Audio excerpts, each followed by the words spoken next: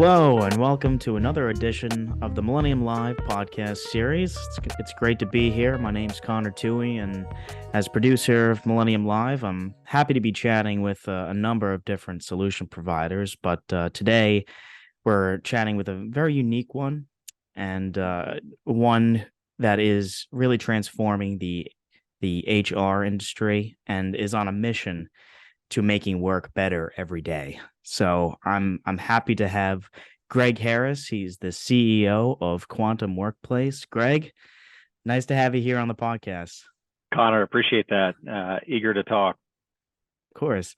So what I know of Quantum, you are an HR technology provider. You're going to be attending a Millennium Alliance assembly this year. And, you equip workplaces with the smartest talent solutions so that they can pretty much grow and succeed and go on to become a better organization. So, to kick things off in my questions to you, talking about current trends in HR and kind of the buzzwords, what you're hearing. We're hearing all about, quiet quitting and performance paranoia. They're becoming the trends to start off 2023. So I'd like to just kind of kick things off by hearing your take on the current trends in HR and how they're, how they're connecting with that whole employee experience that we're going to be talking about. Yeah, that's funny. Even those two phrases, those two words are get me fired up a little bit already, right at the start of the conversation. I somehow, and this isn't an HR thing, this is a management science thing. It's my understanding, it's my belief that we have a way of making sure that there are no new ideas under the sun, that we just recycle other phenomena and give them new language. The idea of quiet quitting is the concept that maybe we'll pull back a little bit on my contribution. For 2 decades now, the HR field has been getting smarter and more scientific about the measurement and the movement of this thing called employee engagement. And all of a sudden, in the tightest labor market we've ever had, and in a time where a handful of social media influencers started slamming the idea of engagement, the idea probably more than anything of discretionary effort. Like, hey, we've always had disengagement. We've always had people who are going to put their work on autopilot, give as absolute little as it takes to stay under the radar, not get noticed, to not get fired. But we actually, for whatever reason, in the last 6 months, we had a handful of social media influencers that wanted to try to pour some fuel on that flame and make it sound cool. That's the only thing that's different. We've always had quiet quitting. We've just never actually given it the status that it might be a cool thing. I assure you, it'll be short-lived if it's not already done and over. It was a relic, most likely, of the fact that we had such a tight labor market.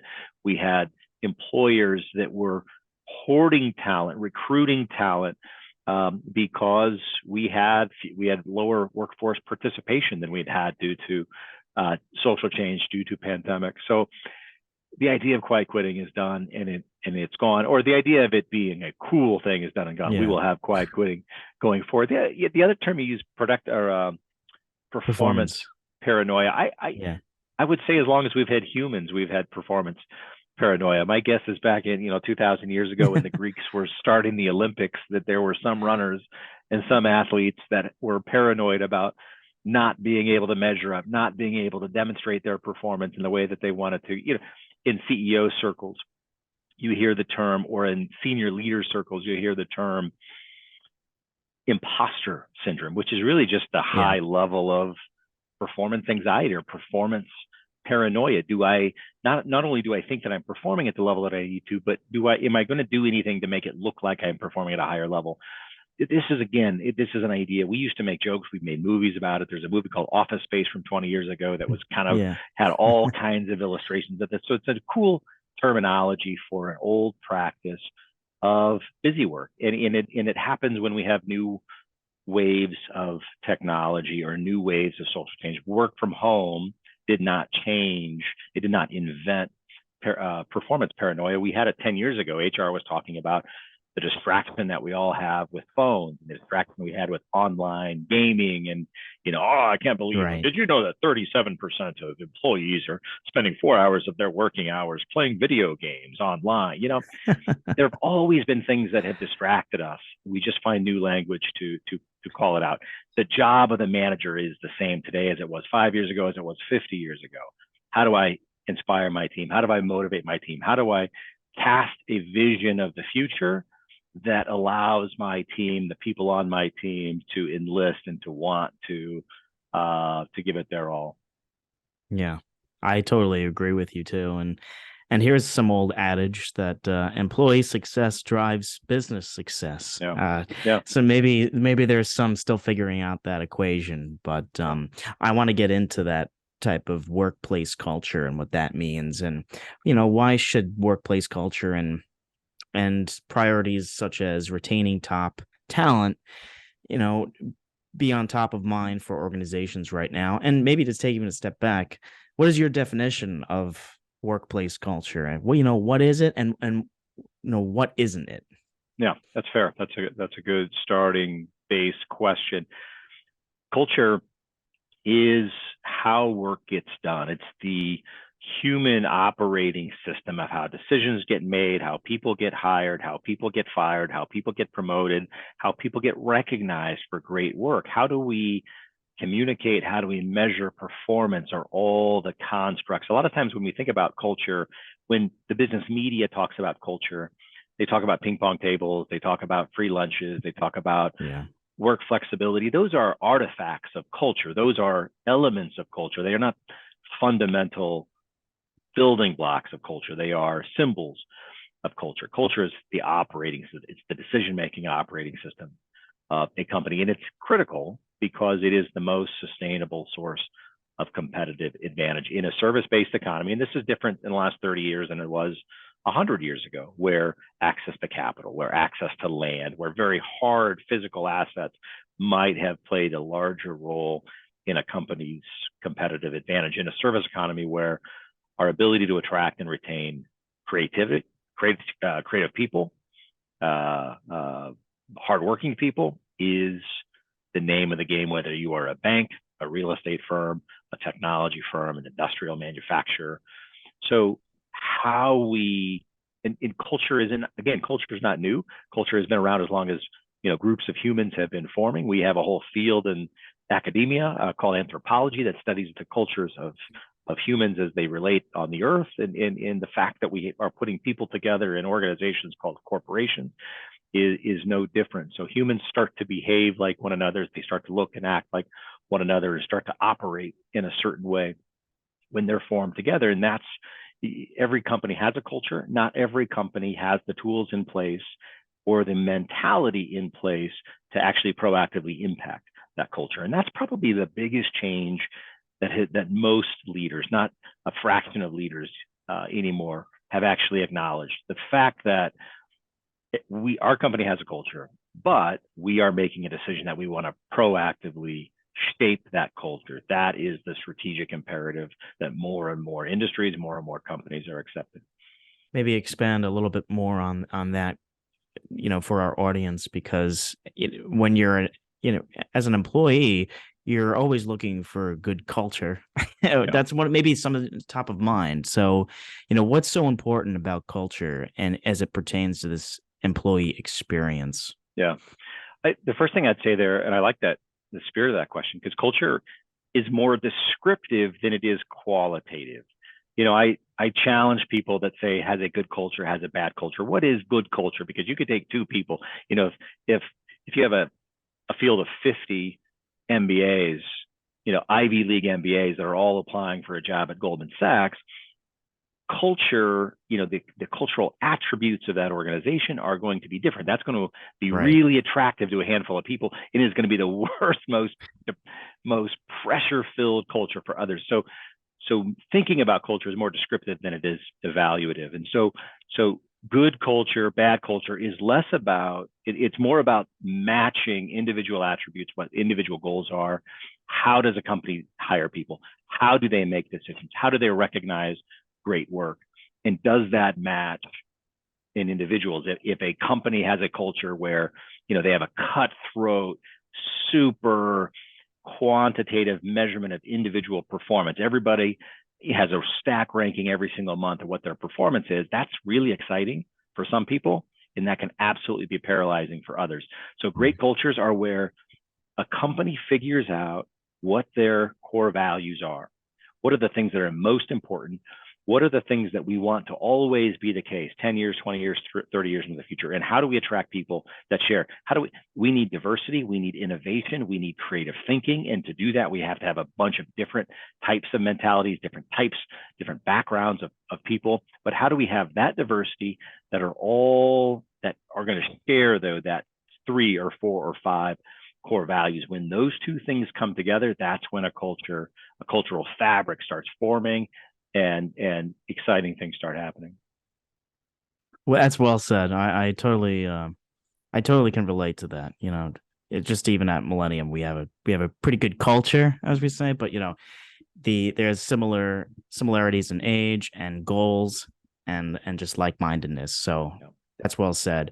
I want to jump into something that we're talking about on the regular, it seems, which is that remote and hybrid work. That's, it's becoming more commonplace since the pandemic, but I think many organizations are kind of still figuring that out, that sweet spot of how to adapt this type of culture. And you're seeing more and more in the news. The latest one was Starbucks just announced that they're definitely returning to the office. It follows Disney and Twitter and Apple, and there's a lot of big companies doing it. I want to hear your take on all of this. I'm curious to what you think about it, and your advice that you would give to leaders in this area trying to navigate this.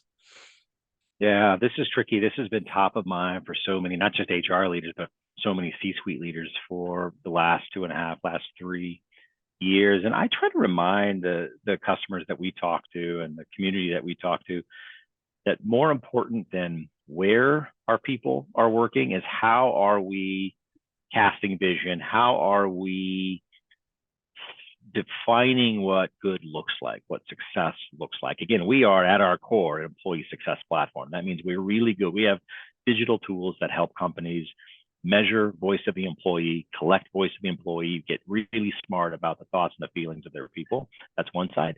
And how do they visualize, manage, and drive performance? That's why we call it employee success. Employee success is voice of the employee in its behavior, its perception and behavior together. But the performance side of that equation is about knowing for every team, knowing for every individual, what does good look like? What does great look like? And if that is hard to do for a job category, if it's hard to think about for an individual, where they are working all of a sudden becomes important, because there is some weird comfort.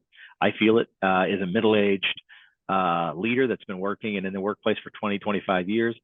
There is something comfortable about being side by side and knowing and seeing through my peripherals that people are grinding just as hard as I am. Doesn't mean they are, but there's something comfortable about together. So I understand, I can empathize with the gravity towards wanting to be together, but I caution people that make that the immediate solution. We do have a productivity problem on our hands. We have companies, we have an industry, we have an economy that is starting to overheat, that started to overheat, and we're trying to actually engineer a slight pullback, which means the job market is going to soften up a little bit. The revenue growth, the expansion that we've been experiencing now, we're 15, 16 years into this economic expansion, that's going to slow down a little bit. And as that happens, all of that hiring that we've done, especially in the last 3 years, I talked earlier about hoarding talent. We've been paying more, we've been hiring more aggressively. Because we've been growing, we have been hiring for next year's growth, not just this year's growth. Once we've done that, once we have a couple of years of doing that, it starts feeling like our productivity. Productivity is simply revenue divided by headcount. And those numbers start looking not as great. So we're seeing data. It's almost coincidental that it happens to be at a time where 50% or X% of our people are working from home. But my challenge to leaders is to not assume that the main variable in productivity is where they are working. Could be an issue, could be a factor, but doesn't have to be the first thing that we point to. There are economic reasons why why productivity is pulling back a little bit, and then leadership teams and managers need to ask themselves, are we doing everything we can to visualize what great performance looks like, to track that performance, to communicate, to reward, to recognize that performance? If we have all of those check boxes in place, then we can start thinking about location, about the tools that people have. But it shouldn't be the first. It's probably the most comfortable thing. It's kind of the straw person, the straw man to kind of blame when productivity starts to roll over a little bit, but it may not be the most important variable. Yeah, I agree with you. And I want to jump to another topic that you're definitely going to find in the news pretty much every day so far. I've been seeing just a lot of organizations that are either have been laying off employees or initiating hiring freezes or planning to do so. Just the latest one, Goldman Sachs, laying off 3,200, which is about 7% of their workforce, and you're seeing this trend again follow other organizations do the same. So, why do, and you mentioned, you already kind of prefaced this, why do leaders still need to think about retaining that top talent, retention, and engagement? Yeah, you said it right there. You answered the question. Why do they have to think about retaining top talent? I mean, we have to put some of the layoffs, some of the headlines and layoffs in perspective, though. I mean, Facebook goes from 50,000 to 80,000 people in 2.5 years. And then they announce that they're laying off like 16,000 people. They are going back to a headcount that they were at a year ago. That's right size. I mean, I don't want to diminish the pain that those 15,000 people and the uncertainty that they're going through, but it's really turning back a little bit of that, just a fraction of growth that they've had in a short period of time. And a lot of those people are getting picked up by the services sector, the hospitality, manufacturing is booming right now. I was in a hotel this weekend, and the hotel everybody was scurrying around, and everybody was frustrated. All the staff were frustrated because you could tell that they did not have enough people to deliver. There are services in the economy that do not have enough people. So to operate our businesses, to continue achieving our goals, whether goal is growth, whether goal is profitability, whatever it is, we have to be able to keep the people that we need the most. Now, maybe you don't need to spread that peanut butter out across all of, you could think differently about retention, about all people, but you still know that in every organization you have A players, you have B players, and your A and B player, maybe you have C. I'm thankful I don't. But you need to know who your A's and your B's are, and you need to make sure that you have process, people, relationships in place that keeps your A's and your B's, because it hurts. They go to the competitor, and you're gonna feel it. Yeah, I know. And speaking of, kind of wrapping this up, is what leaders need to have their eyes on, to make sure that they're retaining top talent and that they're creating a great workplace experience.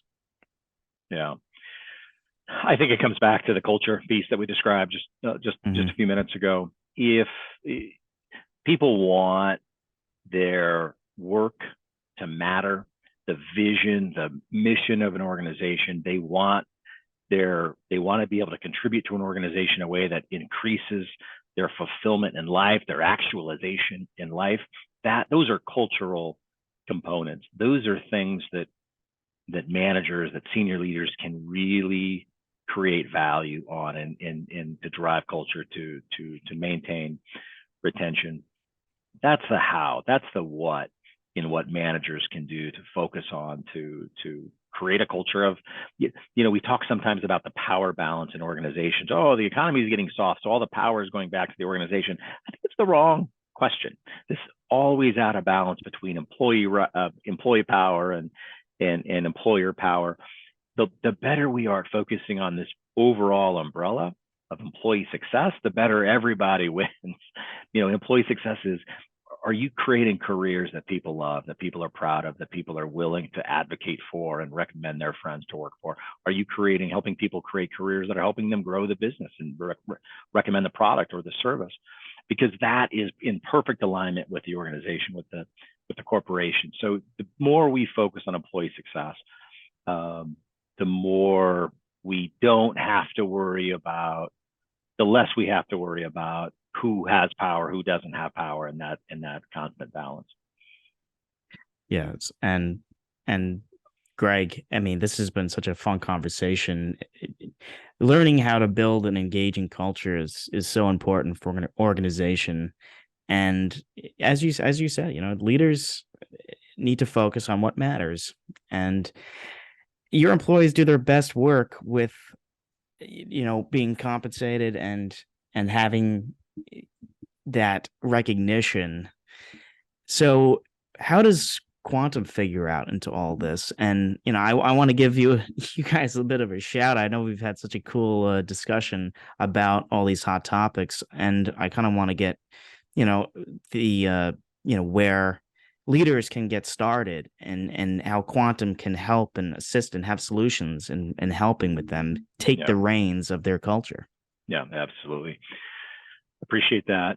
The listening is job number one. Listening, whether it's HR, whether it's senior leadership team, as all managers, our ability to listen to our people is step number one. 20 years ago, that meant running a survey a big 50-question survey every single year. Still a very important measurement device, but employee listening today, it's much more continuous. It's taking the learnings of a big census type survey like that, and it's continually figuring out what are people that are leaving the organization saying and why. What are people saying at the 30-day mark, the 60-day mark, the 90-day mark?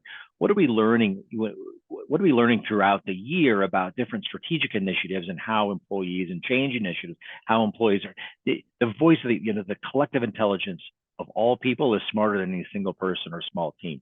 Because of that, we have to have, and digitally, because our employees are spread out all across the world right now in different places, we need these digital tools that are keeping the finger on the pulse of that.